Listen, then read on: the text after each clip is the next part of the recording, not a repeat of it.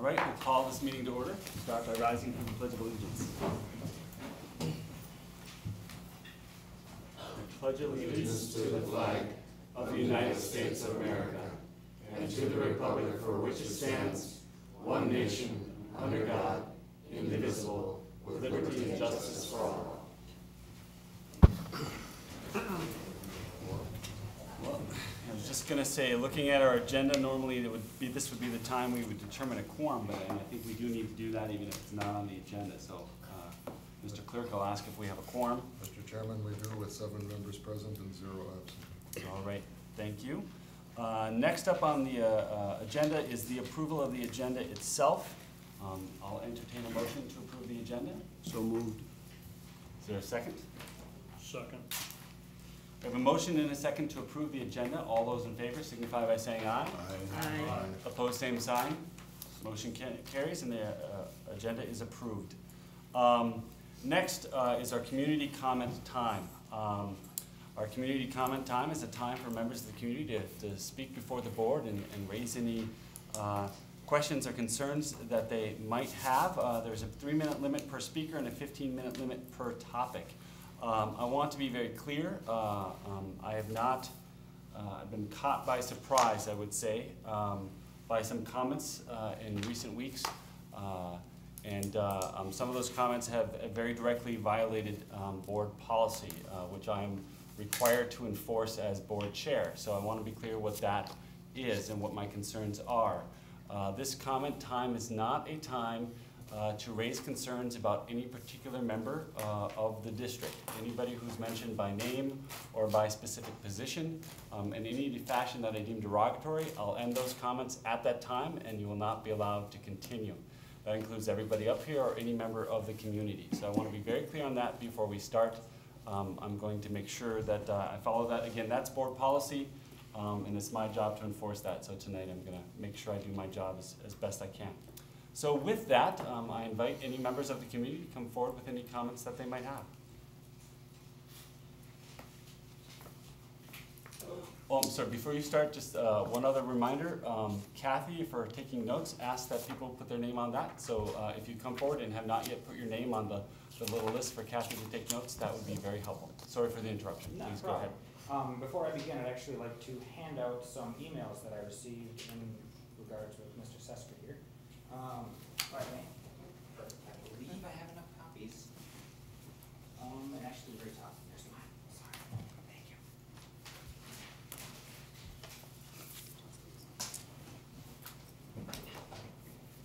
I've labeled the sheets just 1, 2, and 3, and then I've highlighted them different colors depending on comments. So I'll bring them up while I'm speaking here. First, I'd like to say good evening to the school board and to the superintendent Sesker.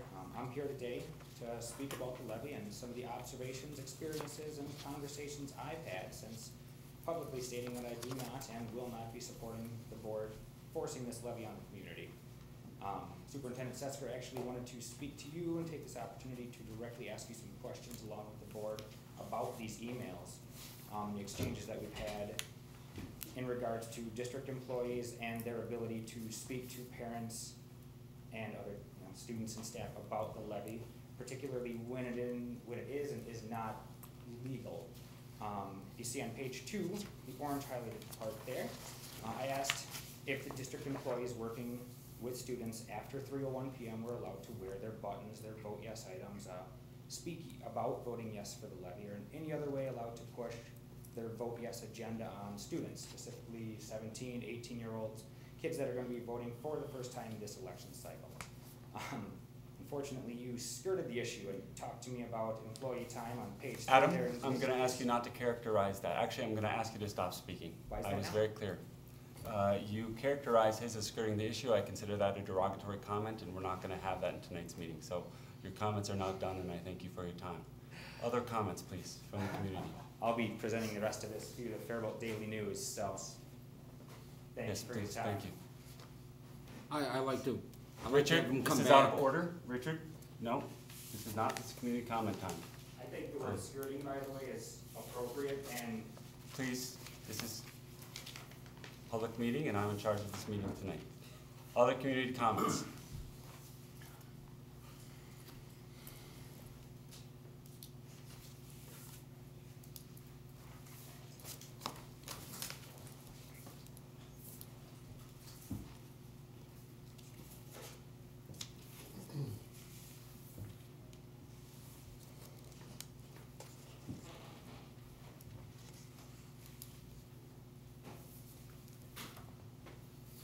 Hi, my name is Deb Somolik, you all know me by now. And I'm a candidate for the Faribault School Board.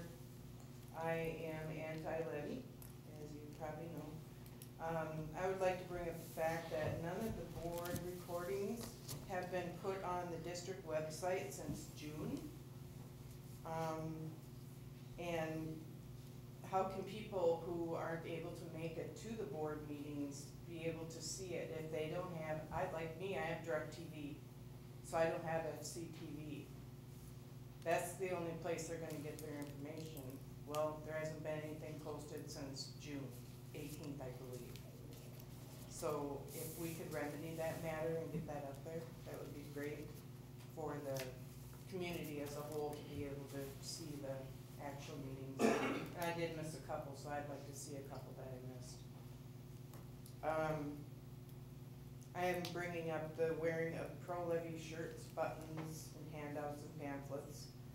I don't think they should be allowed in here because it sways the board one way or the other. That's why I put my shirt on, and that's why I put a button on. What's good for the goose is good for the gander. And I don't think it's appropriate that you decide to wear a button here because you are on the board. And the other thing is, instead of eliminating all the teacher jobs, teachers listen up because I'm not anti-teacher, why aren't we eliminating things like the community education program, which used to cost us $25,000 when we did it in correlation with the city. Then we went to it costing $30,000 a year. The gal that we hired to run it makes over $100,000, and I believe she has 2 assistants now. Is that correct? No, 1. 0.8. What? 0.8%. So almost 1. Yep. 0.8 to 0.2, to be precise, Just 0.8%. and 0.2. Please continue your comments. Anyways, this should be cut and go back to collaborating with the city. Why aren't cuts like this being made? When you could save so much money on this and go back to collaborating with the city. That was a move that you could redo. You could reverse it. You could save $100,000 plus, almost $200,000 on that. I don't want any cuts to our children. And I believe that there was a interview in the Daily News, and it was asked why there was no cuts to administration, and it was said that it was unfair to give the workload of the employee that you let go another employee's workload, because that would overwhelm them. Is that not what you're doing to the teachers? You're giving them more students. You're giving them excess workload. How is that fair to the teachers? How is that fair to the children? There's so many other cuts that can be made. I am for the teachers. I am for the children. I don't want to see any teachers cut. I don't want to see any programs cut. I don't want to see anybody cut. We have to make other decisions that will not hurt the children and will not put any teachers out of a job. There are other things that you could look into to eliminate to make up the money, and then ask for a smaller levy. I would be all for that. I'm not against anybody. I am pro-school, I'm pro-education, I'm pro-teacher. There's a lot of great teachers. My own daughter is going off to school next year to be a teacher. And because she's been influenced by so many of the great teachers that we do have in our district, and I would like to thank them all for influencing my daughter into such a good profession. She knows she may not have a job when she gets out, but she said she'll work doing something else until the economy's better and she can teach. So that's all the comments that I have for tonight. Thank you. Thank you. Any other comments at this time?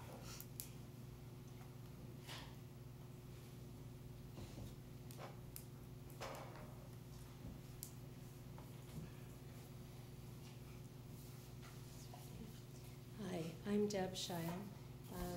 My husband Rick and I have lived in Faribault for a very long time now, it seems like. And our 3 children benefited from the choices and the quality programs offered in the Faribault public school system. As a parent, I would like to see those choices and programs not only stay, but actually be able to increase again to the level that they were when my children were going through school. But tonight I'm here as a member of the Cannon River STEM School School Board. And our school board on September the 13th, after a good discussion with many questions and lots of wonderings back and forth and thinking about our part in this community, unanimously approved the resolution that I'd like to present to you tonight. And I'd like to address this to Superintendent Sesker, members of the Faribault School Board, and members of the community. Whereas the Board of Directors of the Cannon River STEM School believes that all schools benefit when students have strong and adequately funded educational choices, and whereas the Board of Directors of the Cannon River STEM School believes that the Faribault Public Schools are an essential part of the fabric of educational choice in the Faribault area, and whereas the Board of Directors of the Cannon River STEM School believes that the Faribault Public Schools and the Cannon River STEM School should be strong and mutually supportive partners in educating the children of Faribault and the surrounding area. And whereas the Board of Directors of the Cannon River STEM School believes that an additional $600 per student levy will provide the Faribault Public Schools with a measure of financial stability and allow them to maintain their important role in offering the children of Faribault choice and excellence in education, the Board of Directors of the Cannon River STEM School hereby issues this resolution supporting the proposed $600 per student 8-year levy for the support of the Faribault Public Schools, which will appear on the November 6, 2012 ballot. This was approved on the 13th of September unanimously by the Board of Cannon River STEM School. Thank you.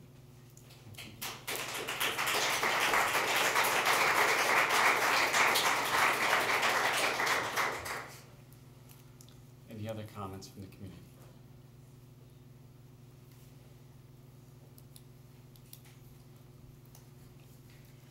I'm Barbara Caldwell, the Executive Director for Riverbend Nature Center. I think it's important. We've obviously, it's in writing, we're on the cut list. So, you know, we know what that means for us. I do want everyone to know, and I think the board has a pretty good idea of what we do at Riverbend. But I wanted to just give you a little snippet of, to try to put a personal face on what we do. Today, I was with the 3rd graders from the school, and they came out and they were learning about nature's pyramid. And so they got a chance to learn about decomposers and producers and first consumers and those kinds of things. And then they went out and they actually tried to find some of these different elements and to see what it means to be a primary consumer or a secondary consumer. And so they were able to have this hands-on experience out at the Nature Center. And then we came back in and we talked about what they saw out there and how that fit in to their curriculum of learning. And so it's, you know, it's easy to see it on a piece of paper, and I understand line items and budgets very well. But I think, you know, it is a personal thing, and it is something that I respect the board and the people of Faribault to make their decision. But I think it is important, as we all think about this very important issue, to be able to put a face on what it means. And I just wanted to let you know just one experience that we had today, and the children out at Riverbend running around trying to catch grasshoppers in their nets, or dipping duckweed out of the pond, or playing a game where some were hawks and some were shrews. So it really, it takes it out of the classroom, and it makes it real, and it makes it accessible. Thank you.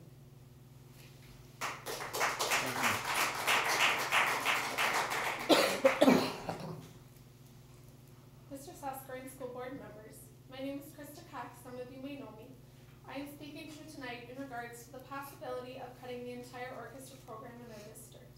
I'm speaking to you not only as a former member of the high school orchestra, but as a parent of future Faribault graduates. I was fortunate to be a member of the orchestra for 9 years in our district. During that time, orchestra began in kindergarten and lasted throughout your entire educational career at the Faribault Public Schools. We were able to have weekly lessons, and the most exciting event of the entire year was the district K-12 orchestra concert. At the high school level, one of the most exciting moments was the Big 9 Music Festival every year in May. If you remember, Faribault just hosted the Big 9 Music Festival this past May. During the festival, we hosted not only orchestra, but band and choir students as well, and had around 1,400 students at our high school participating in this activity. Faribault was one of the founding members of the Big 9 Music Festival. Look at what a great experience that provided for our students and the community. The orchestra program is a vital part to our school district. Over the years, orchestra has changed. Currently, our students are not able to take lessons until 4th grade. To some students, it is the one time in the entire day they actually look forward to. Providing orchestra lets kids use that creative outlet in a day filled with academic rigor. What would happen if we no longer had an orchestra, or band, or choir? If we don't provide that musical experience, students will no doubt leave to go to a different school that will. Look at your current numbers in orchestra. If you cut the orchestra at the middle or high school level, where will those students go? To a reading or a math class which already has 33 or more students? How will that affect our test scores? I would ask you to reconsider cutting the entire program. I understand if the levy does not pass, extreme measures need to be taken. I would ask you that your cuts be fair and equitable across the board. Do not single out one single program. Keep in mind that students currently in programs and how that will affect them in the long run. How many students will we lose? How many students will miss out on a college scholarship? Why one activity over another? I hope you have solid reasons to back up each decision of cuts, and that you feel that you looked at every possible option fairly and equitably before cutting any programs. Thank you. Thank you.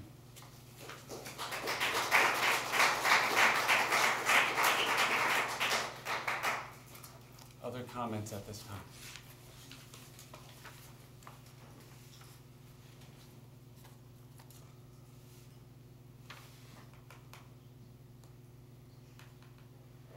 Sure to give it some time, just in case. All right, seeing none, we will move on to the next item on the agenda. So one more? Do we have another speaker? Please.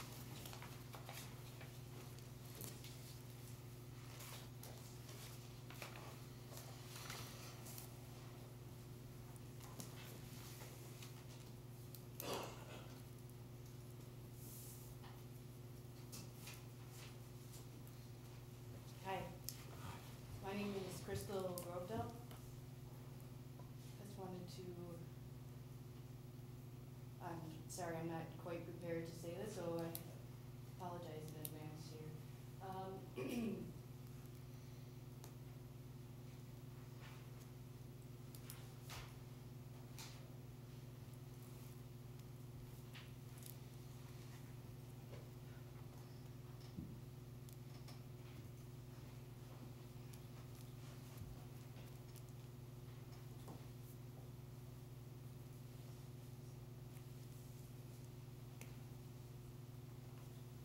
Full-time teachers may not participate in any vote, no or yes campaign during the hours of 7:30 a.m.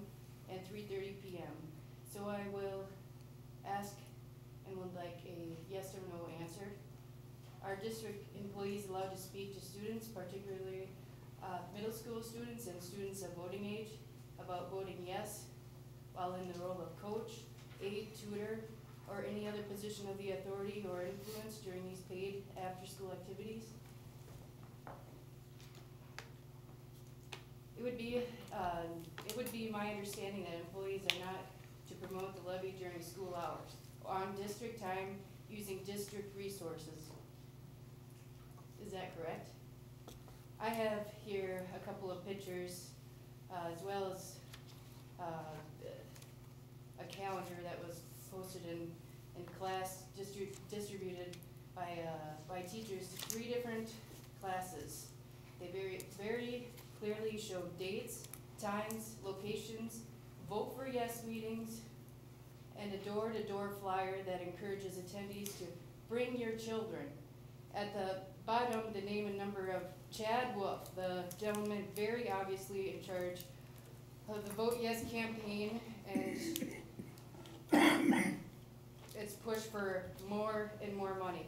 It also saddens me to say that this same teacher and others in the building were more than willing to go and get me not 1 but 2 copies of a Vote Yes flyer minutes after arriving to get me my child after her class. So, if you do not advocate breaking the law, what exactly are you proposing to do about this?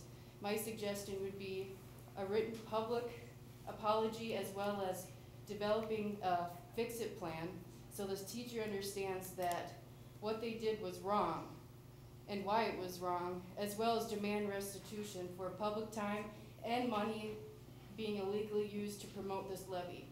It is my opinion that the school board, as we see it today, with these current board members, absolutely will not stop spending money that we as a district don't have. Over the course of the past year, the district has gone from a manageable $300,000 in debt to paying out $800,000 in bonuses to saying yes to any and every raise that has come up to along the way, racking up over $1 million in debt in just a matter of months. And that's not counting the cost of these same raises during the future fiscal years.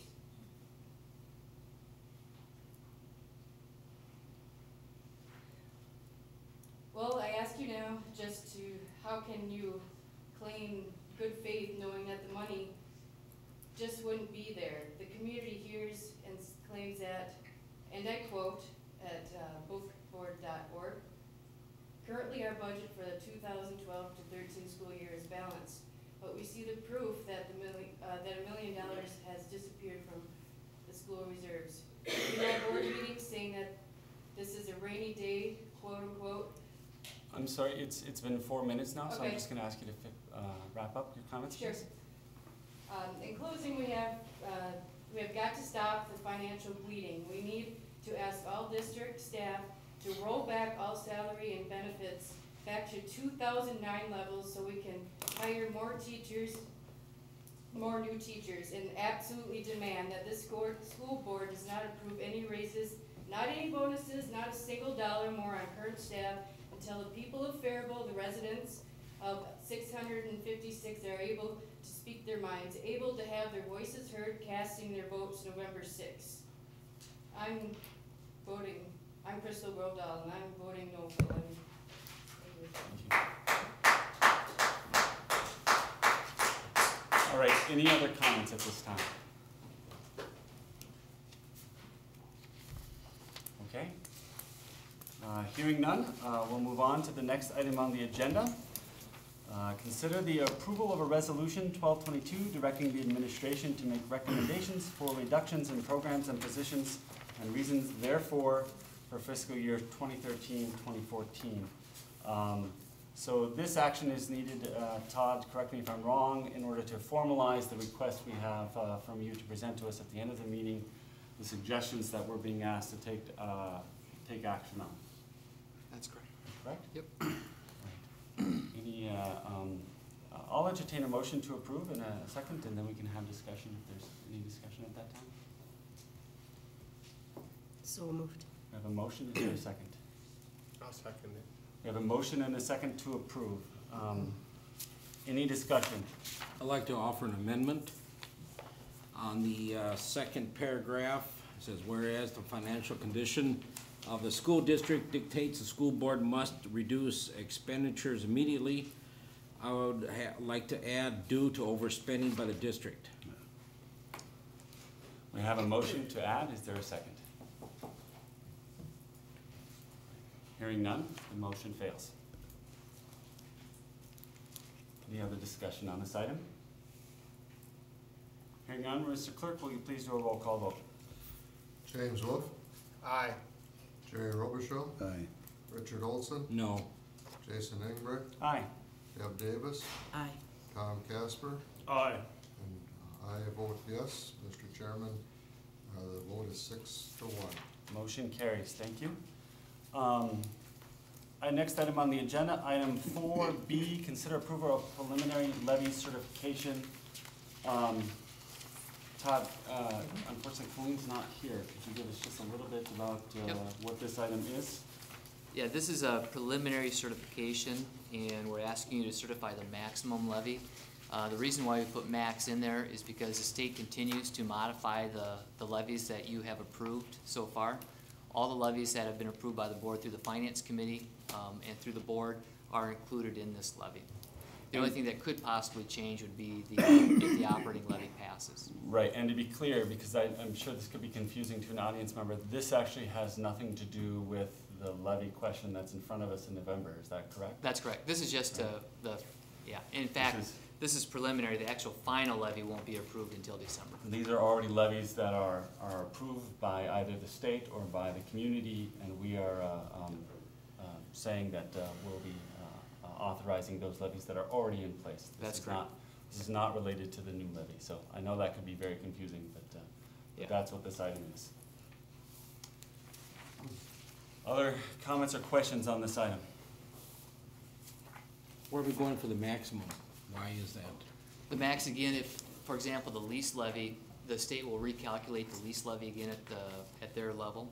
And if they've made a miscalculation and we set the levy to the exact number, and then we find out later that, oops, we had a $10,000 error at the state level. By putting the max on, you can change that number and increase that levy amount.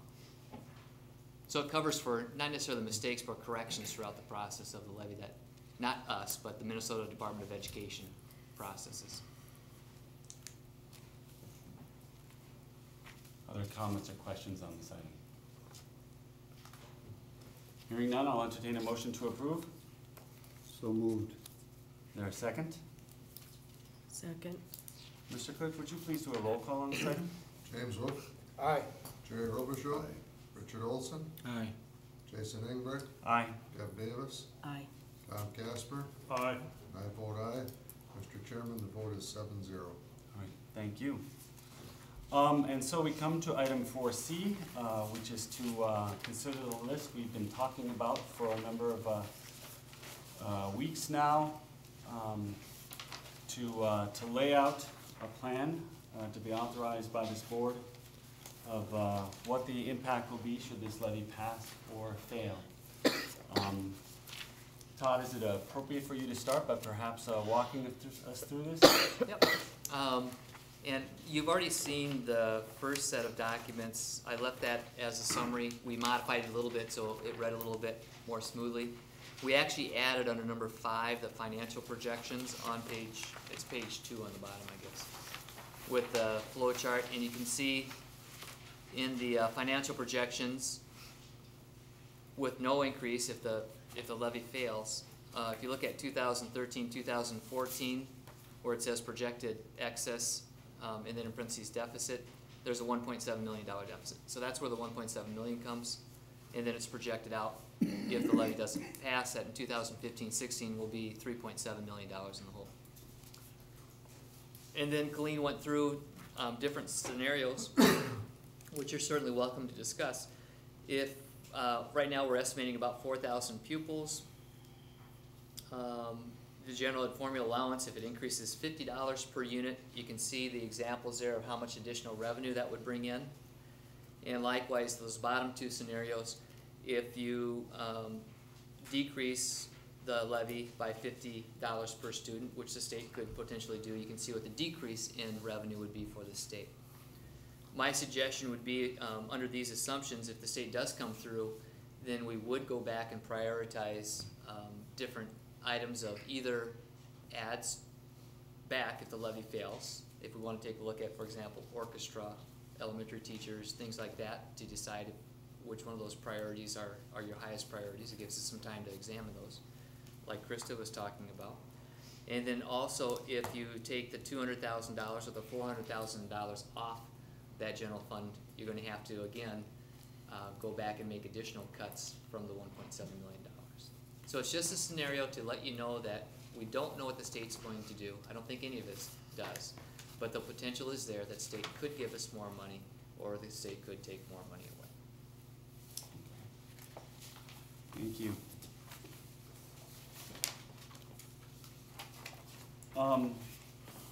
So we have seen this list in large part before. Yep. I don't think anything has changed in terms of what's being presented to us as a list since last week. What comments or questions does the board have at this time? Mr. Chair, on the projections, I believe from Colleen that they projected 3% a year for staff salaries increase. That's correct. Okay. Yep. Can I just ask for clarification? That's not just 3% for salaries only, that's 3% Total. increase total, so all expenditures would go at 3%, or at least estimated. That is correct. That's insurance, It's not that's just everything. salaries. Yep. That's if our vendors come in with a 5% increase, Right. And we're we're gonna only pay them 3%. right. Yeah. Yeah. That's correct.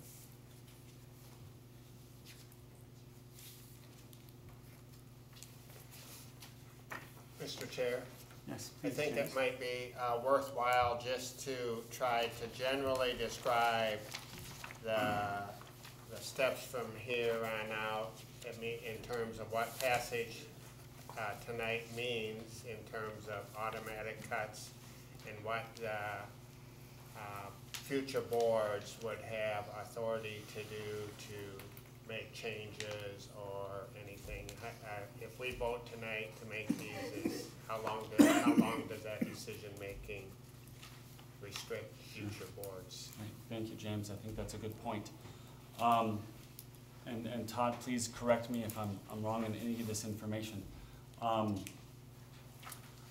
The intent of this board with passage of this item tonight is that these go into effect with the passage or failure of the levy. So there won't be a second vote by this board. There's not one scheduled. And so they would be immediately in effect for next school year. I think James makes an important point. There is no legal way for a current board to tie the hands of a future board. As one of us will no longer be on the board after January, and perhaps two more, we cannot certainly tie the hands of future board members and tell them how, what actions they need to take. So I think the best I can offer is that you know, I would certainly have no intent of changing a vote, and I don't think anybody on this board would have an intent of changing their vote at a future date. But again, we cannot speak for future board members who are not on this board at this time for what they might do. Thank you. Other questions or comments? Mr. Chair, this is, during my quite a few years on the board, I mean, we've never talked budget before the first of the year, and now we're talking budget, and we're actually making cuts.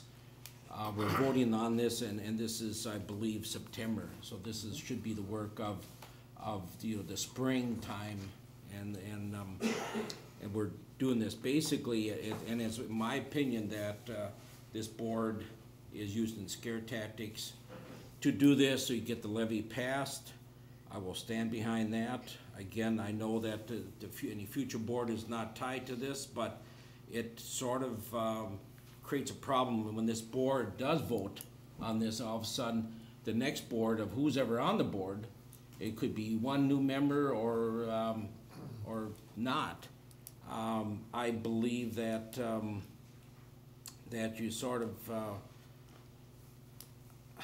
with the future board, you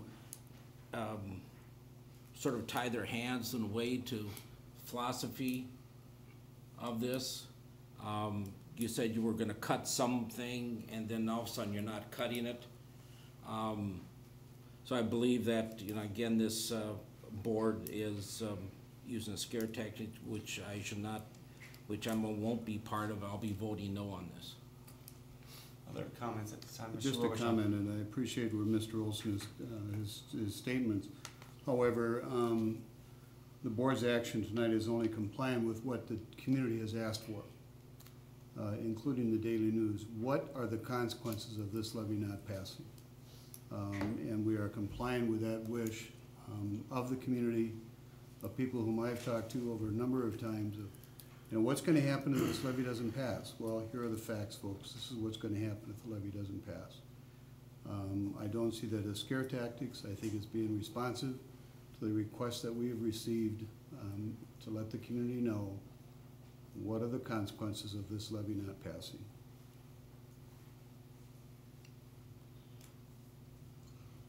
I would certainly agree at some level that it is a less than ideal time to try and decide a budget for a budget that will take place many months down the road. But I need to echo Jerry's comments. I don't know how you ask the community to make a decision on an important issue like this unless you're putting out as many details as you can. And unfortunately, some of these details depend upon what the budget is for next year. So we needed to make sure we stepped up and did that job.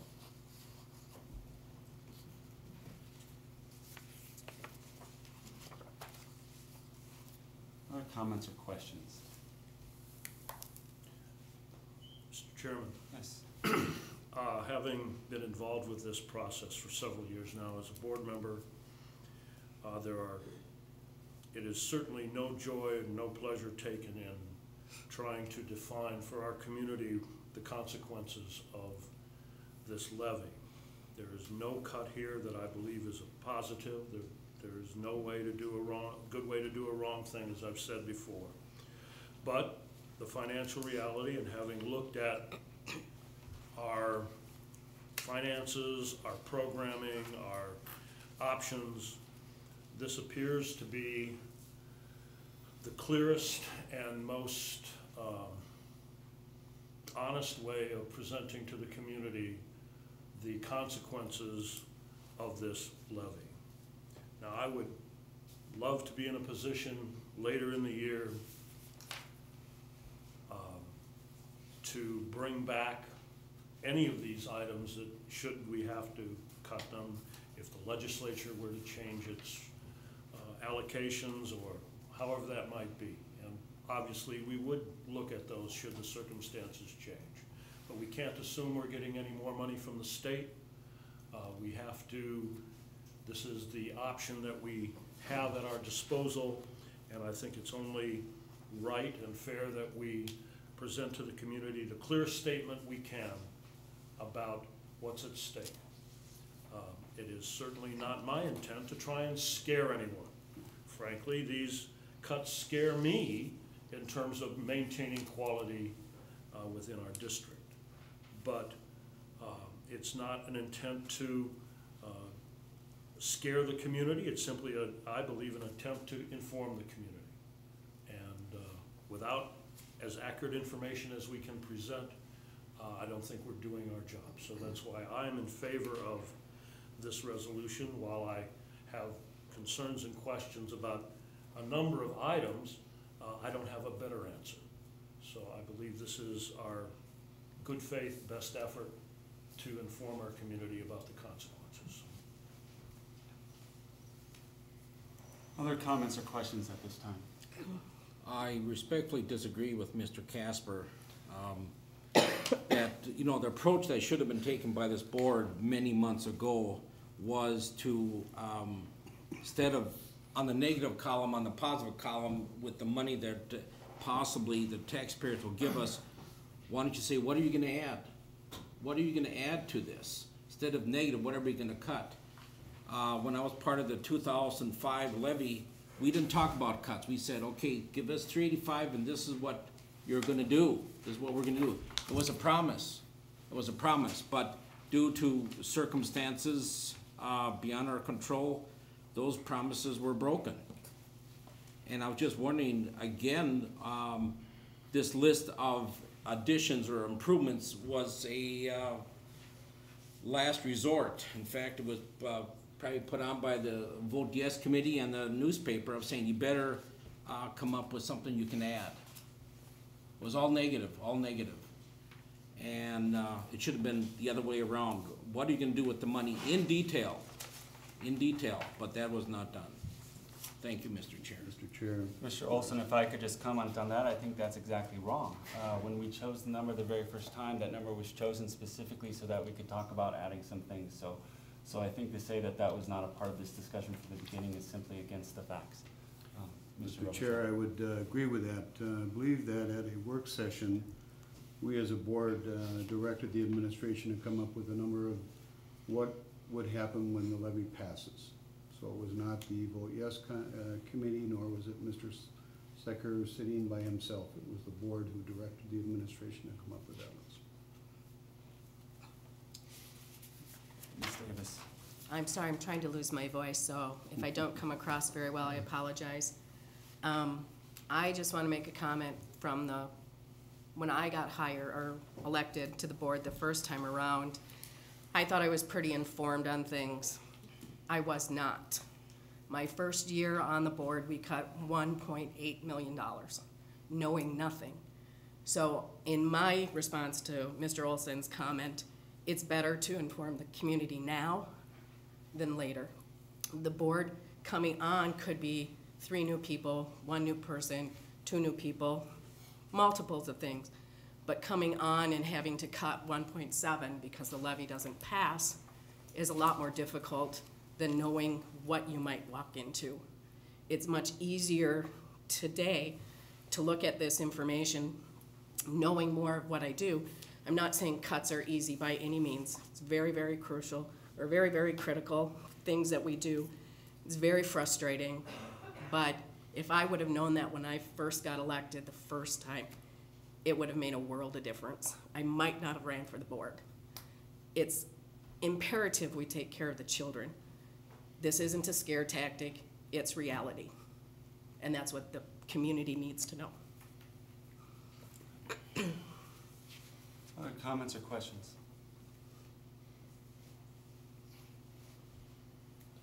I'll just comment. The difference between the resolution 1222 and 1223 is, I think, just 2 words. Is that correct? That's correct. So is everybody aware of the difference? Have you detected it? In 1222, it's after the last be it resolved, it said, directs the superintendent of schools administration to consider the discontinuance, consider it. And in 1223, it's to discontinue the program. So to consider is eliminated. I don't know if everybody was aware of that, but that's the difference. Thank you, James. Is there an explanation for that? Well, yeah, it had to be worded so that if the levy were not to pass, then this board would discontinue the programs that are on this list, to be specific that this will happen, if it doesn't pass. Instead of possibly, it Yep. indicates we will. That's correct.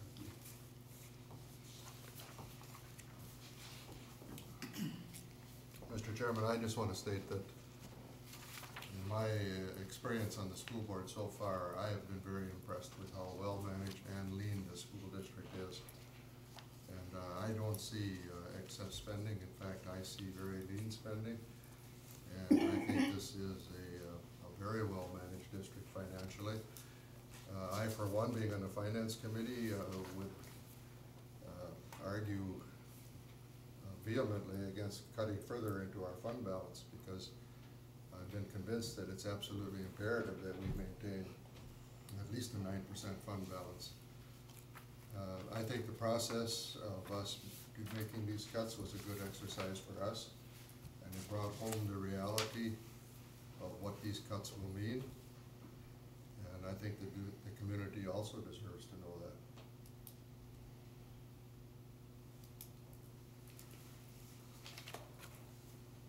Other questions or comments?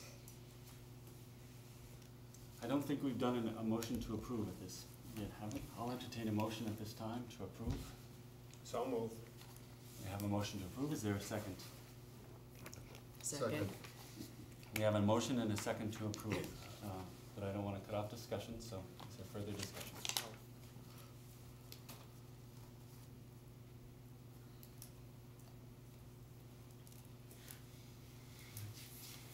Just a comment, this is not the fun part of serving on the school board. Yes. And for those who might be watching tonight for the first time, you may not see us going through these items, list item by item, but we have, I assure you. Every item on this list has been looked at in detail at this meeting, before this meeting, and prior meetings, and discussed, both by this board and by groups put together by the superintendent to discuss them and their impacts on the school district. So just to make sure that everyone understands that this list is not being taken lightly.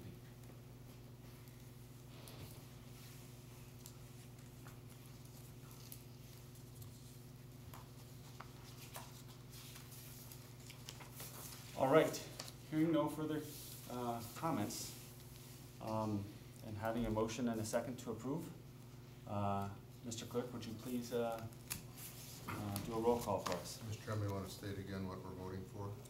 We are voting for the approval of Resolution 1223 to approve budget cuts for fiscal year 2013-2014 if the levy fails on November 6th, 2012. Okay. James Wolfe? Aye. Jerry Robichaud? Aye. Richard Olson? No. Jason Ingrid? Aye. Deb Davis? Aye. Tom Casper? Aye. And I vote aye. Mr. Chairman, the vote is 6-1. Thank you, Mr. Clerk. Parting comments, just to echo what Mr. Robichaud has said. This is not the fun part about being on the school board. I have, in the past 4 years, enjoyed being on this board greatly because of the many times I get to work with people who care vehemently about our kids. And so it is, I think I speak for everyone on this board when we talk about how difficult this process is. So we thank those of you who are with us tonight to observe this process. And with that, I will entertain a motion to adjourn. So moved. And a second. Second. All those in favor signify by saying aye. Aye. Motion carries. We are adjourned.